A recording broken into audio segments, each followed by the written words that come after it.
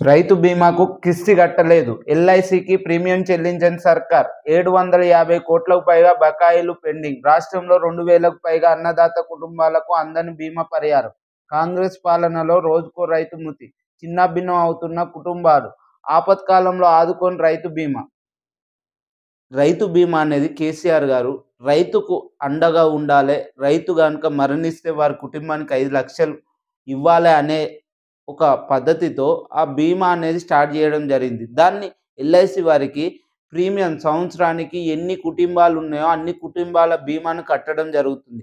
కానీ అది కంటిన్యూ అయిన పర్యాయంలో కాంగ్రెస్ ప్రభుత్వం వచ్చినాక మరియు 15 నెలలనే బీమా కట్టలేక 750 కోట్ల పెండింగ్ ఉందని ఎల్ఐసి వారు చెప్పడం జరుగుతుంది. ఈ 750 కోట్ల పెండింగ్ ఉండడం వలన 2000 కుటుంబాలకు బీమా అందలేకపోతుంది. అంటే ఇది రైతుల పక్షాన ఎందుకు కక్ష మీకు కాంగ్రెస్ పార్టీకి? అంటే రైతు భరోసా ఇయ్యలే, మరి రైతు రుణమాఫీ కూడా పూర్తి స్థాయిలో చేయండి, రైతు బీమానన్నా కట్టాలి కదా. రైతు చనిపోతే ఆ రోజు వారికి అండగా ఉండాలని బీమాను కంటిన్యూ చేస్తే మీరు వచ్చినాక ఎందుకు నిర్లక్ష్యం చేస్తున్నారని అడగడం జరుగుతుంది. అంటే రైతులంటే మీకు చిన్న చూపు ఎందుకు? 2000 కుటుంబాలు రోడ్డున పడే పరిస్థితి ఏర్పడుతుంది. మరి ఆపత్కాలంలో వారికి బీమా అందుకోవాలని పెట్టిన స్కీమును మరి ఇప్పుడు అందని పరిస్థితి ఏర్పడుతుంది.